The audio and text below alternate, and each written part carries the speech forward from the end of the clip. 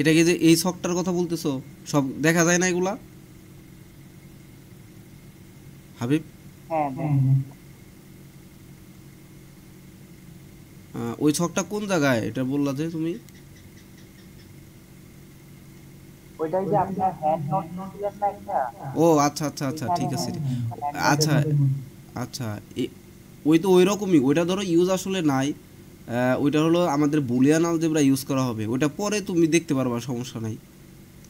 এখন এই এই আচ্ছা, সংখ্যা পদ্ধতির সাথে মানে এই রূপান্তরের সাথে ওইটার কোনো কানেকশন নাই, আপাতত নাই। ওইটা ভবিষ্যতে দেখতে পারবা।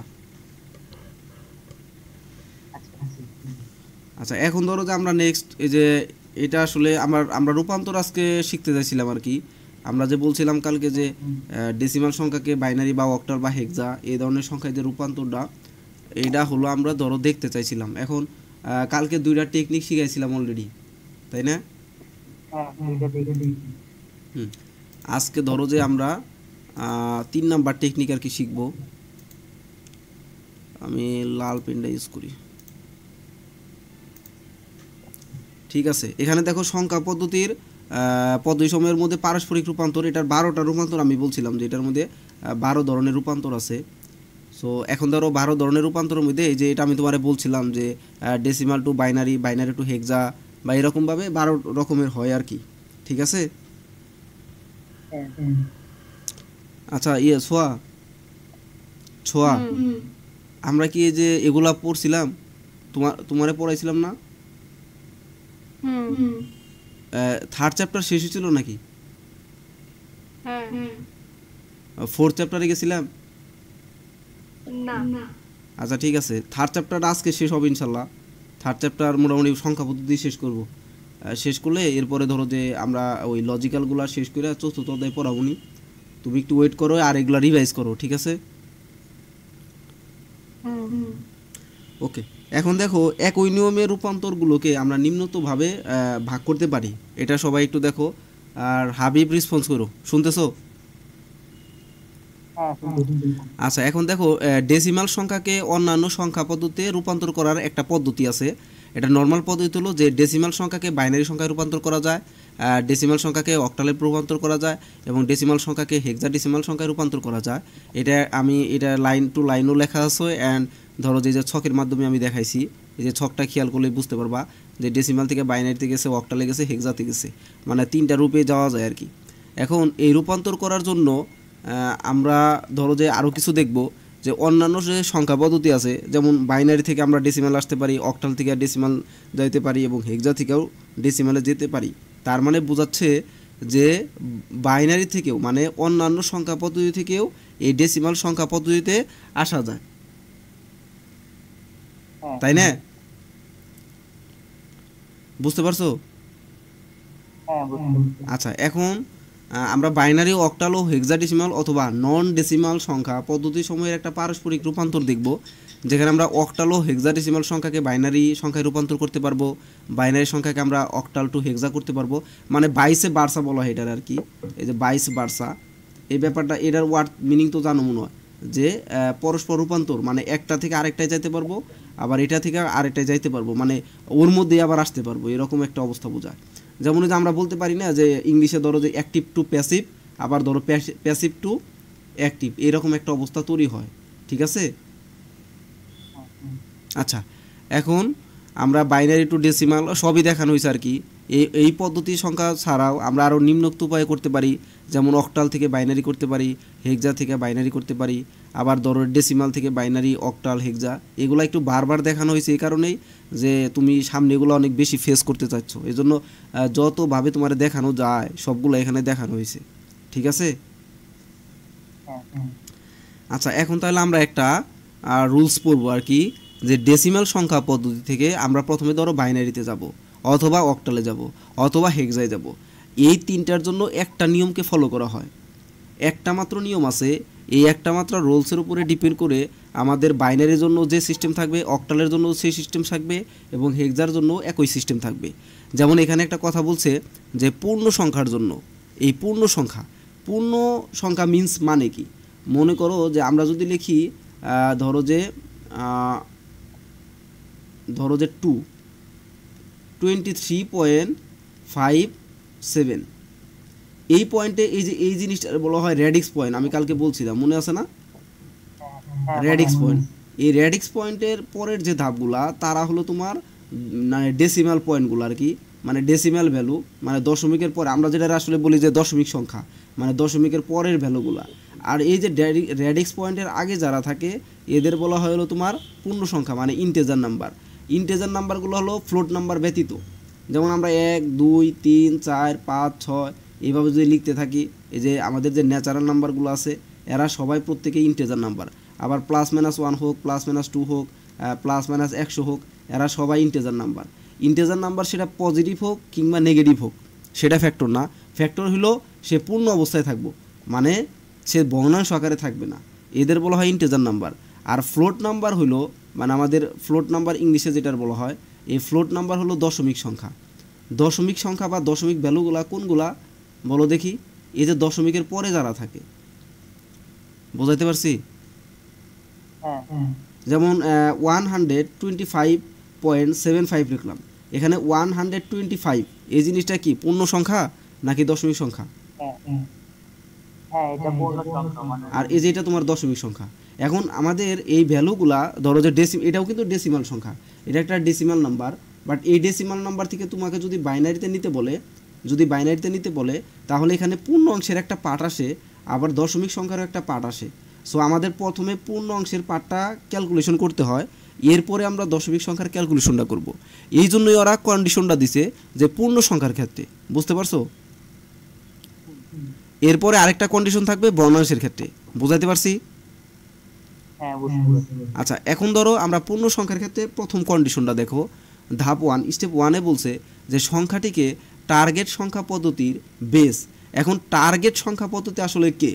এই টার্গেট সংখ্যা পদ্ধতি তিনটা আছে, হয় বাইনারি, হয় অক্টাল, নয় হেক্সাডেসিমাল।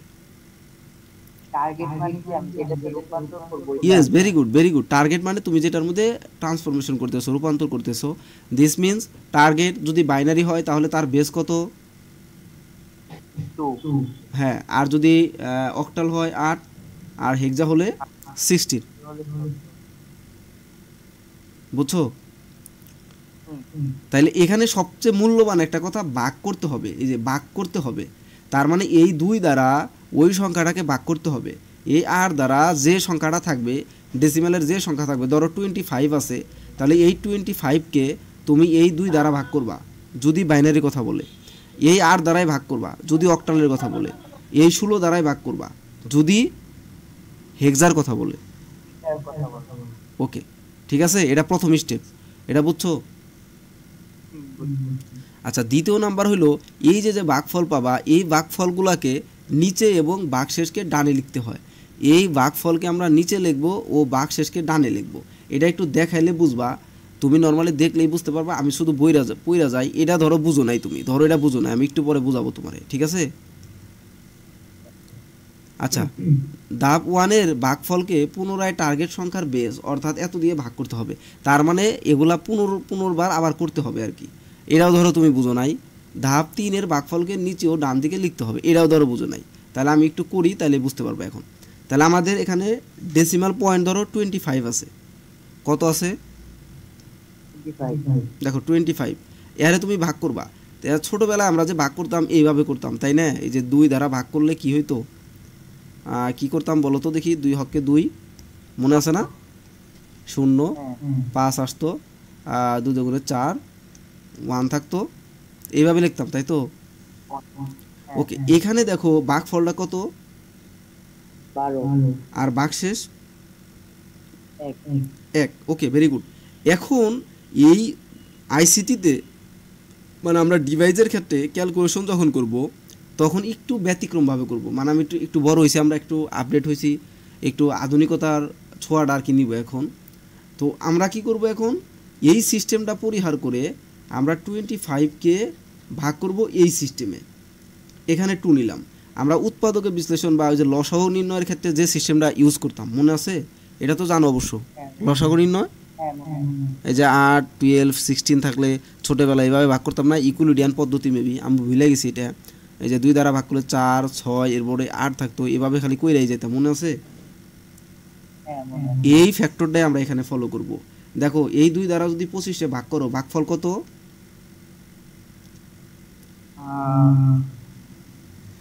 12 আসবে আর ভাগশেষ হবে এক। আচ্ছা ভাগফল তো 12, ভাগফল 12 লিখবা এবং এই ভাগশেষটাকে এই যে 1 ছিল না, একে তুমি একটা বড় দাগ দিয়ে ডানে লিখবা। এই কথাটাই এই যে 2 নাম্বার 3 নাম্বার 4 নাম্বার ধাপে বলছে, সেটা আমি এক লাইনে লিখে আসি দিলাম এখন। যে ভাগফলকে নিচে এই যে দেখো 25-এর নিচে এবং ভাগশেষকে আমরা ডানে লিখছি, এই যে লিখছি। কোনো সমস্যা আছে? না। ওকে। এখন দেখো এরপরে আমরা এগুলা পুনর্বার শুধু করতেই থাকবো। আমি দেখো তোমারে করাই। তো এরপরে আবার দেখো ভাগফল কত পাইলে? 12 পাইলে না? হ্যাঁ 12। এরে আবার 2 দ্বারা ভাগ করো। তো ভাগ করলে কত হয়? 6 দুগুণে 12। এবার ভাগশেষ কত? 0। 0। ওকে, ভেরি গুড। 0 ডানে রেখে দিলাম। আবার ভাগ করো 2 দ্বারা। 3 দুগুণে 6, ভাগশেষ 0। আবার ভাগ করো 2 হককে 2, তার মানে ভাগশেষ 1, ভাগফল 1, ভাগশেষ 1। আচ্ছা এইবার দেখো 2 দ্বারা কি এটারে ভাগ করা যায়? যদি করো তুমি, এটা পসিবল যায় না তো। এই জন্য তুমি কি করবা, যায় না দেখে 0 0 এবং এই যে যে জিনিসটা রইলো ভাগশেষে এখনো রয়ে গেছে না 1, এটা এখানে থাকবে। এই লাস্টের লাইনটা বুঝছো? এটা কিন্তু ইম্পর্টেন্ট একটা কথা, বুঝছো? মানে যখন ভাগ করতে পারবো না তখন ওই নিচে 0 লিখে আর ভাগশেষ যেটা থাকবে হ্যাঁ ওইটা হ্যাঁ, আবার যেটা ডানে। হ্যাঁ যেটা থাইকা যাবে সেটা ডানে থাকবে আর কি, ঠিক আছে? আচ্ছা এই যে পূর্ণ সংখ্যার ক্ষেত্রে আমাদের এই সিস্টেমটা হলো মোস্ট সিগনিফিক্যান্স, মানে এলএসবি আর ওই যে এমএসবি বলছিলাম কালকে, মনে আছে? হ্যাঁ এটা হলো এমএসবি ফলো করে। এমএসবি মিন্স তোমার নিচে থেকে উপরের দিকে, এমএসভি, ঠিক আছে? Most significant bit, most significant bit, বুঝছো?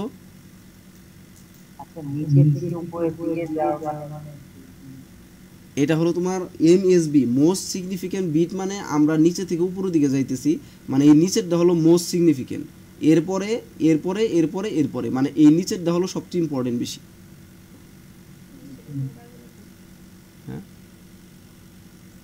বুঝছো? মানে এটা হলো সবার আগে লিখবা তুমি, বুঝাইতে পারছি? যেমন আমরা যদি লিখি যে 25-এর বাইনারি মান কত, তাহলে দেখো এই যে 25-এর বাইনারি মান, মানে এটা হলো এটা তো ডেসিমালে ছিল, এটার বাইনারি মান হবে নিচে থেকে। ধরো প্রথমে 1 আছে, তাহলে 1 1, তারপরে তোমার 00, এরপরে লাস্টে 1। দিস ইজ বাইনারি মান, 25-এর বাইনারি মান। এটা হলো টেকনিক 3 দিয়ে বের করবে। কাউন্টটা আমার ওই নিচের থেকে শুরু হবে। হ্যাঁ হ্যাঁ হ্যাঁ, কাউন্টটা হলো নিচে থেকে শুরু হবে আর কি, ঠিক আছে? আচ্ছা এখন হলো 25-এর বাইনারি মান। তো এই সিস্টেমে আমরা তৃতীয় নাম্বার সিস্টেমে শিখলাম। আমি ফার্স্ট নাম্বার একটা সিস্টেম শিখেছিলাম, ডাবলিং সিস্টেম, মনে আছে? তুমি লিখছিলা। আমরা এটাতে একটু চেকিং করবো আর কি, যে আমাদের আসলে ঠিক আছে কিনা। ধরো দুনিয়া উল্টিয়া যাবো কিন্তু এটা মিস্টেক হবো না, এটা ভুল হবো না, এটা 100% শিওর থাকবো, ঠিক আছে? কিন্তু এটা ভুল হওয়ার চান্স থাকতেও পারে, তুমি একটু ক্যালকুলেশনে ভাগে ভুল করতেই পারো। তো ওই চান্সটা যাতে না থাকে, ভুল হওয়ার চান্সটা যাতে না থাকে, এই জন্য এটা দিয়ে রিচেক করবা সবসময়। তাহলে এটা দেখো 25 হবে কারে কারে যোগ করলে? 16, 8, 1 আর 1। এই দেখো মাঝখানে 0। দেখো তো মিলছে কিনা, ওর সাথে রেজাল্ট মিলছে কিনা। হ্যাঁ দ্যাটস অ্যান্সার, ঠিক আছে? আচ্ছা এখন তোমার একটা হোমওয়ার্ক থাকবো, তুমি একটা হোমওয়ার্ক নিয়ে তুমি লেখা রাখো, আমি কিন্তু হোমওয়ার্ক চেক করবো তোমার। একটা হোমওয়ার্ক,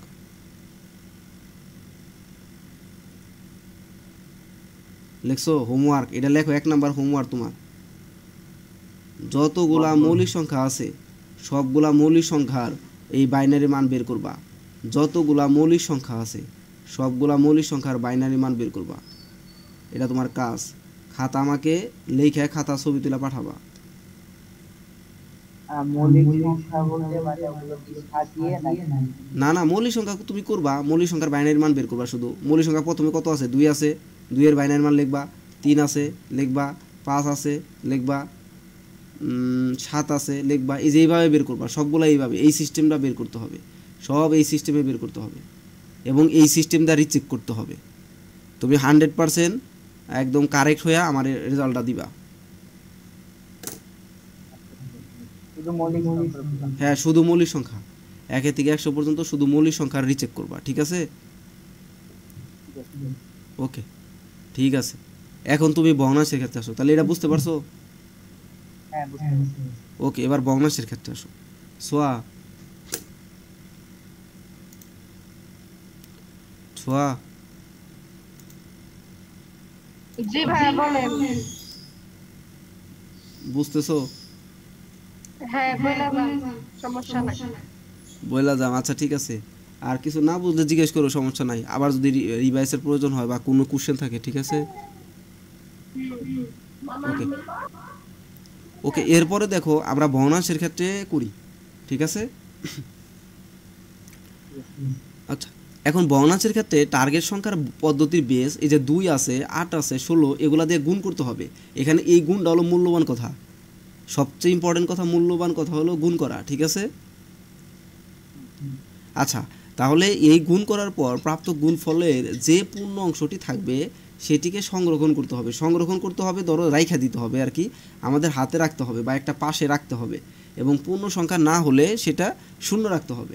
তাহলে পূর্ণ সংখ্যা হইলে সংরক্ষণ করতে হবে, আর পূর্ণ সংখ্যা যদি না হয় তাহলে সেটা শূন্য হিসাবে থাইকা যাবে। ধরো এটা বুঝো নাই তুমি, ঠিক আছে? আচ্ছা, এর গুণফলের ভগ্নাংশটি পুনরায় টার্গেট সংখ্যাটির বেস যেমন 2, 8, 16 এগুলা দিয়ে আবার গুণ করতে হবে। এটা আবার পুনরায় গুণ করা মানে 1 নাম্বার ধাপ আবার ব্যাক আসবে আর কি। এরপর আবার গুণ করার পরে আমরা 3 ধাপ পর্যন্ত করব। এর প্রাপ্ত গুণফলের যে পূর্ণ অংশটি থাকবে সেটিকে সংগ্রহণ করতে হবে, অথবা পূর্ণ সংখ্যা না থাকলে শূন্য রাখতে হবে। এভাবে প্রক্রিয়াটি চলতেই থাকবে। এখন ধরো আমি একটা উদাহরণ দিই তোমারে, তাহলে সহজ হবে আর কি। আর এখানে সবচেয়ে ইম্পর্টেন্ট কথা হলো যে যদি প্রক্রিয়া আমরা 3 থেকে 4 বার চালনা করব, এরপরেও যদি মানে আমরা 3 থেকে 4 বার চালনা করলেই যথেষ্ট, বাট এরপরেও যদি ভগ্নাংশটি শূন্য না হয় তাহলে সেটিকে আসন্ন মান হিসেবে ধরে নিতে হবে। মানে নর্মালি তুমি যে আসন্ন মান তো বুঝো, দশমিকের পরে যে কয়টা গড় নেওয়া যায় আর কি, ওই 4 গড় পর্যন্ত নিলেই যথেষ্ট। এটাই আর কি বলছে। আমি তোমাকে একটা এক্সাম্পল দেই তাহলে সহজ হবনি। সেটা হলো তোমার একটা পূর্ণ সংখ্যা কি দিই, এই যে ধরো যে 25 দিলাম, 0.25, ঠিক আছে? এটাকে আমরা ধরো এখন বাইনারিতে কনভার্ট করতে চাই। সো এই ক্ষেত্রে একটা কাজ করবা, তোমার এখানে 2টা পার্ট আছে, একটা হলো পূর্ণাংশের পার্ট আর একটা হলো তোমার দশমিক সংখ্যার পার্ট। এটা হলো এই পাশে লিখবা পূর্ণাংশ আর এই পাশে লিখবা হলো দশমিক অংশ বা ভগ্নাংশ। এই কথাটা লেখা দিবা প্রথমে। হ্যাঁ, এইভাবেই ক্যালকুলেশন করবা। আমি যেভাবে ক্যালকুলেশন করতেছি সেম এইভাবেই, পরীক্ষার হলে ওইভাবে অ্যান্সার। এখানে পূর্ণাংশ লিখবা, এই পাশে ভগ্নাংশ লিখবা, এইভাবে একটা দাগ দিবা সোজা, ঠিক আছে? আমাদের কাছে পূর্ণাংশ আছে 25.25, একে তুমি 2 দ্বারা গুণ দাও। কত দ্বারা? 2 দ্বারা। কেন 2 দ্বারা দিলা? এই যে আমাদের বাইনারি তো বলছে। ওকে, ঠিক আছে, ভেরি গুড। তাহলে দেখো 2 দ্বারা গুণ দিলে কি হয়, 0.50, তাই তো? আর পূর্ণাংশের ক্ষেত্রে কে থাকে? এখানে তো শূন্য ছিলই, পূর্ণাংশের ক্ষেত্রে শূন্য হয়, কারণ এখনো তো পূর্ণাংশের কোনো মান পাও নাই, পাইছো? না পাই। ওকে, আবার 2 দ্বারা দাও, বলো এবার কত হবে? 100 পয়সা। ধরো পয়সার হিসাব যদি করো, 50 পয়সা 2 দ্বারা গুণ করলে 100 পয়সা, তাই তো? তাহলে 100 পয়সার দেখো তো, 100 পয়সার এটা 1 টাকায় রূপান্তর হয়েছে না? এতটুকু 1 টাকায় রূপান্তর হয়েছে না? বাকিটা 0 তার মানে 1 হলো আমাদের পূর্ণাংশ। তাহলে 1 আমাদের পূর্ণাংশ আর বাকিটা 0। তুমি আবার 2 দ্বারা গুণ দাও, দেখো আবার 0 হয়ে যায়, এখানে আবার 0 আসে। তো 4 বার করা হয়েছে, 4 বারের বেশি আর করার দরকার নাই। এরপরে তুমি ডট ডট ডাইখা দিবে, এরপর আর কইরো না, 4 বার করলে যথেষ্ট, ঠিক আছে? তো এইটা আরেকবার বলতে হলো 4 বার করার পর যদি আমার নাম তখন অ্যানসারে ক্ষেত্রে আমি কিভাবে লিখব? 4 বার করলে যথেষ্ট, এখানে মিলুক আর না মিলুক, এরপরে ভ্যালু আসুক আর না আসুক সেটা কোনো ফ্যাক্টর না। ফ্যাক্টর হলো তুমি 4 বার করছো মানে যথেষ্ট, এরপরে করার আর দরকার নাই। এখানে যে সংখ্যায় আসুক না কেন, সেটা 1 আসলেও আমি 4 বারই করতাম। আমি আরেকটা দেখাবো তোমার, এই সমস্যা নাই। এখানে 1 আসলেও 4 বারই করতাম, একবার, দুইবার, তিনবার, চারবার। এখানে যে তোমার ওই যে কি যদি এই যে শূন্য আসছে তারপরও আমি 4বারই করছি, এর বেশি আর করবো না। বুঝছো? হ্যাঁ বুঝছি। আচ্ছা, এখন এটার ক্ষেত্রে এলএসবি কাউন্ট করা হয়, মানে নিচ থেকে উপরে থেকে নিচের দিকে আসে, মানে উল্টা। বুঝছো? এটা হলো এলএসবি। ভগ্নাংশের ক্ষেত্রে উল্টাটা হবে। হ্যাঁ, এই ভগ্নাংশের ক্ষেত্রে উল্টা আসবে। তার মানে মোস্ট এখানে এটা, মানে এটা থাকবে, তারপর এটা থাকবে, এটা থাকবে, এটা থাকবে, এইভাবে কাউন্ট হবে। ঠিক আছে? তার মানে দেখো 25-এর বাইনারি মান হবে, এটা ডেসিমালে ছিল, তার বাইনারি মান আসতেছে, এর ফার্স্ট ছিল শূন্য, আগে দশমিক দিবা যেহেতু এটা দশমিক নাম্বার, 0 0 1, এরপরে তোমার এই 0 0 আসবে, এই জন্য ডট ডট দিয়ে রাখো, কারণ এরপরে আরও আসতে পারে। ধরো 0 আসলেও সমস্যা নাই, যেই আসুক না কেন আমরা ডট ডট দিয়ে রাখবো। ঠিক আছে? কারণ এরপর আরও করা যায়।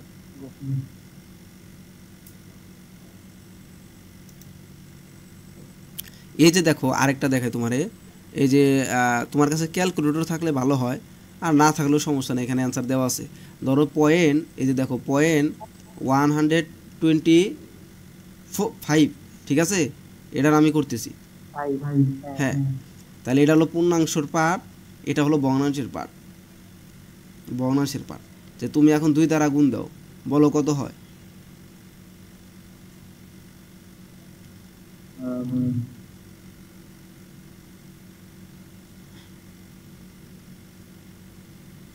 কত হয়? 250 হয় না?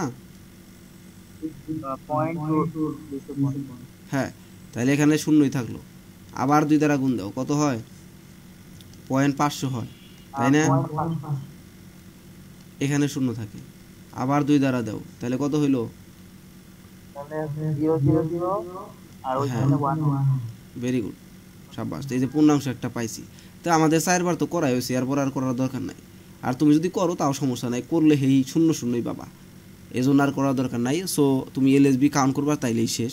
আমি আরেকটা দেখাই, ধরো যে 0.75 দেখাই আর কি, 0.75 দেখাই, দেখো 0.75, এটার একটু করো, তাইলে একটু আরও ভালো বনি। ধরো 2 দ্বারা গুণ দিলে, এটা পূর্ণাংশ, এটা ভগ্নাংশ। ঠিক আছে? দেখো তো কত হয়? 1, এই যে 1.50 না? আবার 2 দ্বারা গুণ দাও, দেখো 100 হয়, তার মানে শূন্য, এই যে এখানে 1 থাকে। আবার 2 দ্বারা দাও, তাহলে দেখো এবার এখানে শূন্যই থাকবে, 0 0। সো এই দেখো 4বার হয়েছে, আর করার দরকার নাই। তার মানে এটার ভ্যালুটা কত আসতেছে বলো তো দেখি? বাইনারি মান 0.01, তারপরে ডট ডট দিয়ে দিবে। বুঝাইতে পারছি? হ্যাঁ হ্যাঁ হ্যাঁ, ডট ডট করবা, কারণ এরপর আরও করা যায়, তো অনেকবার করা যায়, এরপর অনেক ভ্যালু আছে। আমরা যেহেতু আমাদের এত করার তো সময় নাই, বা এত করলেও লাভ নাই, তো তুমি এত কেন করবা? 4বার করলে বোঝা যায়, এই জন্য এতবার করার দরকার নেই। ঠিক আছে? এইরকমভাবে দেখো এখানে এই পর্যন্ত যথেষ্ট পরিমাণে এক্সাম্পল দেওয়া আছে, এগুলা সব তুমি কইরা ফেলবা, একটাও বাদ দেওয়া যাবে না এখানে। দেখো সিস্টেমটা কিন্তু, এই সিস্টেমটা ওদের সাথে মিলে আর কি, বাট এই যে এই ভগ্নাংশের যে সিস্টেম, এটা কি ওদের সাথে মিলছে? দেখো ওরা কিন্তু আরেকভাবে করছে, পূর্ণাংশ রাখছে, গুণফল রাখছে। হ্যাঁ, এইভাবে এটা এটা আমার কাছে এত বেশি ফেভার না, এটা আমার ভালো লাগে না। আমি এই সিস্টেমটারে ফলো করি, এটা সবাই করে, বাংলাদেশে মোস্ট পার্সেন্ট অফ স্টুডেন্ট ধরো এটা ফলো করে এই সিস্টেমটা, এই জন্য তুমি এটা করতে পারো। বুঝছো? হ্যাঁ, রেজাল্ট সেমই আসবে, রেজাল্ট নিয়ে কোনো টেনশন নাই, রেজাল্ট সেম। তুমি যদি ট্রাস্ট না করো, তাহলে এটাতে তুমি কাউন্ট করতে পারো, তাহলে দেখতে পারবা। ধরো আমরা একটু কাউন্ট করি। হ্যাঁ হ্যাঁ হ্যাঁ হ্যাঁ, এখন তোমার ইচ্ছা, সমস্যা নাই, অ্যাজ ইউ উইশ। তাহলে এখানে তোমার কাজ থাকবে এই যে এগুলা দেখবা, এই যে প্রত্যেকটা এক্সাম্পল, এই যে প্রত্যেকটা হোমওয়ার্ক দিছে ওরা, এক্সাম্পল দিছে, এগুলা সব করবা, একটা বাদ দেওয়া যাবে না তোমার। ঠিক আছে? এখন বলো, এই যে ভগ্নাংশ পূর্ণাংশ বুঝছো কি না? আচ্ছা, এরপরে তাইলে ধরো আমরা এগুলা তো সব কি করলাম, তোমার ডেসিমাল থেকে আমরা সব বাইনারি করলাম, তাই না? আচ্ছা, আমি যদি অক্টালে করতে বলতাম, ধরো যে 25 রে আমি যদি অক্টালে করতে বলতাম, তাহলে কি করতে তুমি? জাস্ট কি করতা? এটা কি দশমিকের ক্ষেত্রে? না, এটা এই ভগ্নাংশের পূর্ণাংশের ক্ষেত্রে। তাহলে হচ্ছে যে এই দিয়ে ভাগ করতাম, ভেরি গুড। যদি আমি হেক্সার কথা বলতাম, তাহলে ওকে, কোনো ডাউট আছে এই দুইটা না, কোনো সমস্যা আছে? না সমস্যা নেই। আচ্ছা, যদি ভগ্নাংশের ক্ষেত্রে বলতাম তাহলে কি করতা? অক্টাল যদি করতে বলতাম, অক্টাল করতে বললে কত দ্বারা গুণ তাহলে করতা? উপরে চেঞ্জ করতে 8 দিয়ে গুণ করতাম, আর ওকে, যদি এগুলা বলে হচ্ছে তাই তো করতা, বুঝছো? ওকে, ঠিক আছে। আচ্ছা, আমাদের 10 মিনিট পরে এটা যদি বন্ধ হয়ে যায় তাইলে আবার জয়েন করো, ঠিক আছে?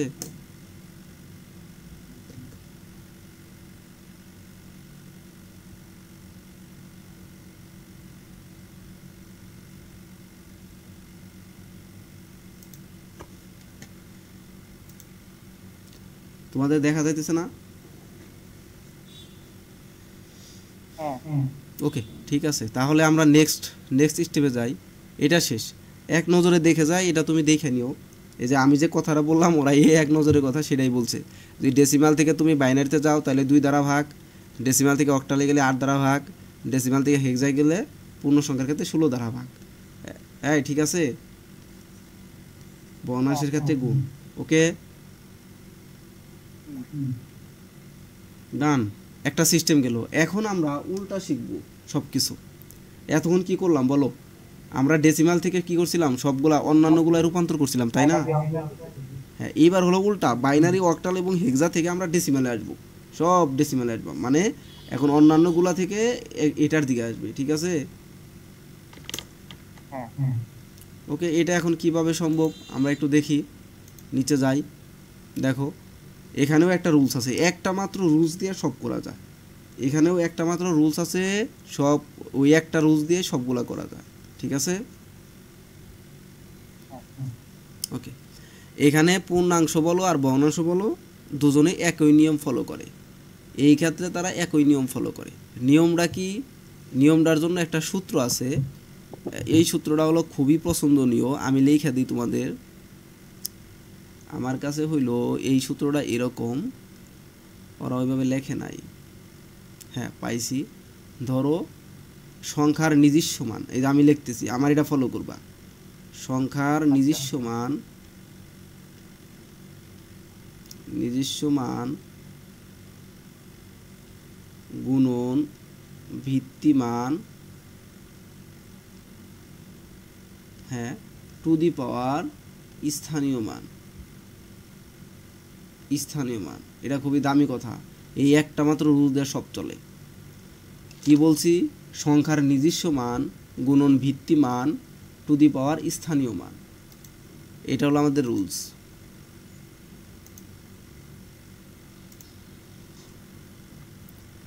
এখন ধরো আমি তোমাকে একটা দেখাই, এই এক্সাম্পলটাই দেখাই।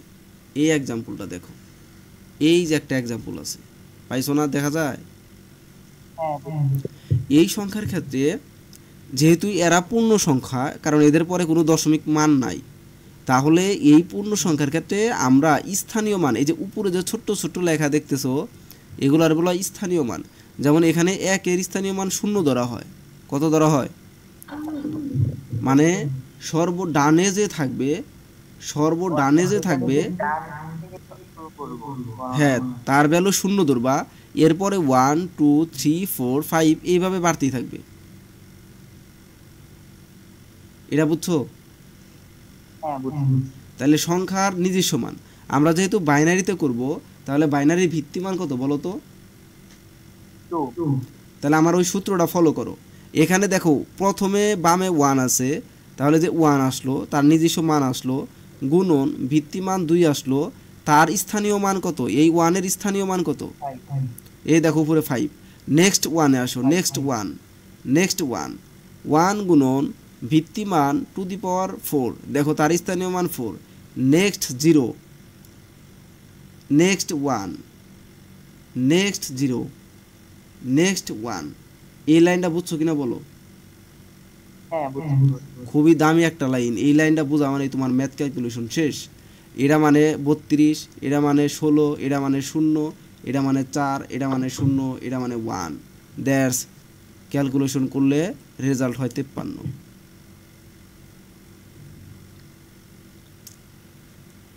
তাহলে 53 কি মান? এটা ডেসিমাল নাকি অক্টাল, কোন মান এটা বলো তো?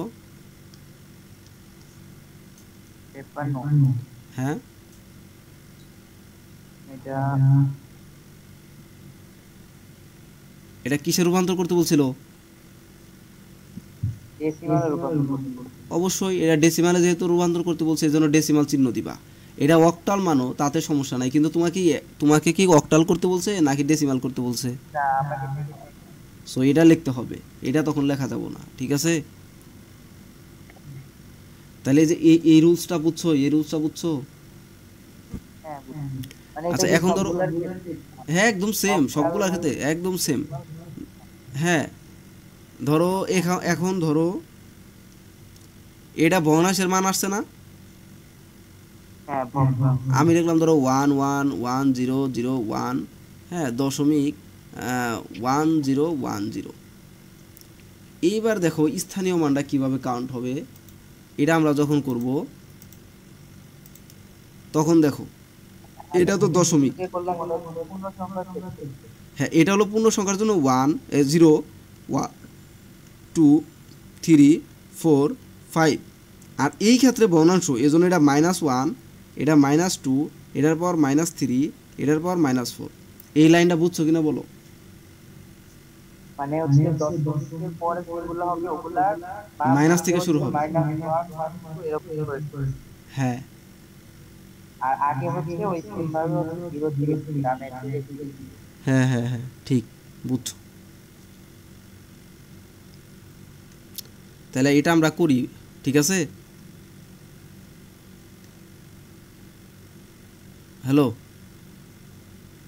জি আঙ্কেল। জি। তাহলে প্রথমে 1 আছে, দেখো 1 গুণন 2^5। তুমি আমার সাথে মিলিয়ে যাও, আমার ভুল হলে তুমি আমারে বলবা যে আঙ্কেল ভুল করছেন, তাইলেই হবে।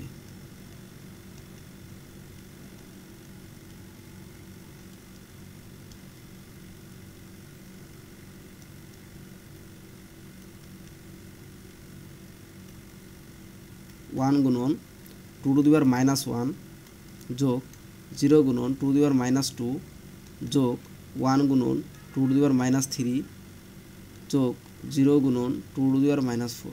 এই লাইনটা লেখা ঠিক আছে? হ্যাঁ ঠিক আছে। এরপরের ক্যালকুলেশন সব পারবা?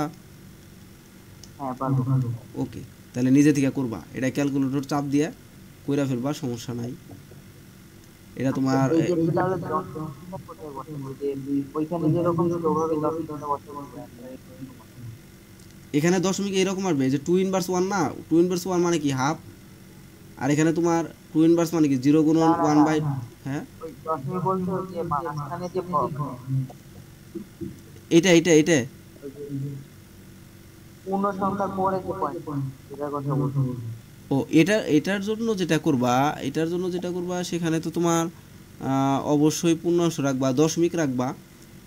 তোমার ভ্যালুটা হলো, এটা আসলে তুমি করলে, তুমি যখন ক্যালকুলেশন করবা দেখবা দশমিক সহ ওই মানটা আসবে। যেমন এখানে তুমি ক্যালকুলেটরে যখন চাপবা তখন দেখবা এটার মান এসে পড়ছে, মানে ধরো যে 58 এই যে 57 এরকম মান এসে পড়বে তোমার ওইটা নিয়ে টেনশন নাই। তুমি চাপলে এটা ক্যালকুলেশন করলে, হ্যাঁ তুমি একদম ডিরেক্ট মান আসবো। এটা তুমি ক্যালকুলেশন করো দেখবা দশমিক সহ মান এসে পড়ছে, অবশ্যই মান আসবে। এই যে দেখো এটা ক্যালকুলেশন করো তুমি, যে ওরা করছে দেখো, এই যে ক্যালকুলেশন করছে দেখো, এটার দশমিক মান আসছে না, দেখো এটা তো দশমিক ভ্যালুই, তাই না? এই যে ভ্যালু দেখো দশমিক সহ আসছে, করো তুমি, বুঝছো? ওকে, তাহলে এটাও তোমার হোমওয়ার্ক। এখানে দেখো কয়েকগুলো আছে, এগুলো তোমার হোমওয়ার্ক থাকলো। ওকে, তাহলে অক্টালের জন্য পারবা না? বলো তো অক্টালের জন্য কি করতে হবে এখানে? হ্যাঁ, এই যে 8 আনবা, হ্যাঁ শেষ, সেম, একদম সেম। এই যে দেখো অক্টালের ক্ষেত্রে বর্ণাংশ থাকলেও নো টেনশন। এই যে -1 8-এর উপর ইনভার্স হয়েছে, -2 হয়েছে, -3 হয়েছে, ঠিক আছে না? দেখো এই যে এটা দশমিকের ভ্যালু, দেখো দশমিক মানে আসছে, দেখছো? ওকে, এই যে এগুলো তোমার হোমওয়ার্ক, এগুলো সব করবো আমি, কিন্তু খাতা চেক করব, তুমি PDF করে পাঠাবা ক্যাম স্ক্যানার দিয়ে। ঠিক আছে। এখন এই যে 3FC আছে না, 3FC এটা কি সংখ্যা বলো তো? এটা হেক্সাডেসিমাল। হেক্সাডেসিমাল। তাহলে এরাও করা যায়। দেখো 3 এর জন্য নিজস্ব মান আছে, বাট এফ এরও কিন্তু নিজস্ব মান আছে, বাট এফ এর মানটা নিজস্ব মান আমরা জানি 16, এটা কনভার্ট করবা 16তে তখন। এই বুঝছো? হ্যাঁ মানে এফটাকে ওই যে মান দিয়েতে কনভার্ট করে। মানে অ্যাকচুয়াল এরা নিজস্ব মানে কনভার্ট করবা, ঠিক আছে? হ্যাঁ মানে নিজস্ব মানটা মানে হ্যাঁ হ্যাঁ, যেমন এফ এর নিজস্ব মান হলো 15 আর কি, এই 15টা পরে লিখে দিবে আর কি। আবার সি এর জন্য দেখো নিজস্ব মান কত, 12 না? 12। হ্যাঁ এই যে 12টা দিয়ে ক্যালকুলেশন করবা, মানে সিটা তুমি রাখবা না, সি দ্বিতীয় লাইনে কনভার্ট করে ফেলবা এদেরকে, এ বি সি যারা থাকবে।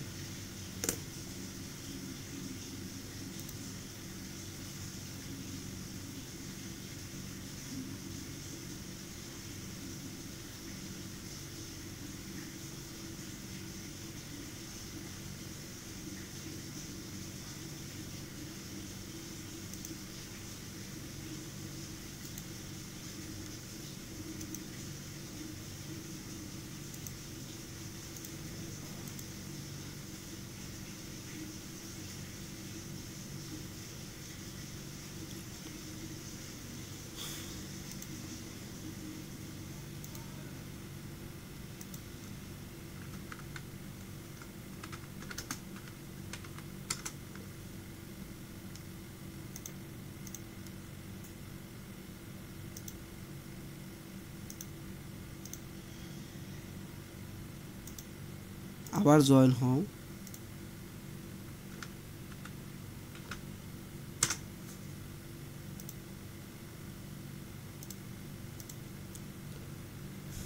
হ্যালো,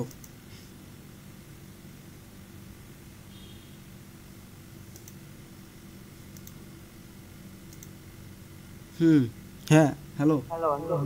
ওকে ওকে ডান। আমি আবার স্ক্রিন শেয়ার করি, দেখো।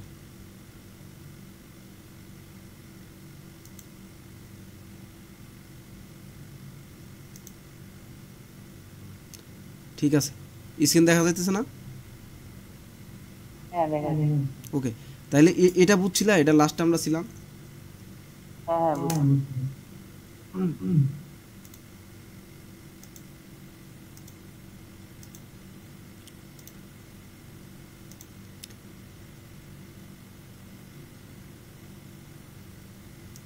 ধরো এখন আমাদের কাজ হইলো পরের টুকু করা।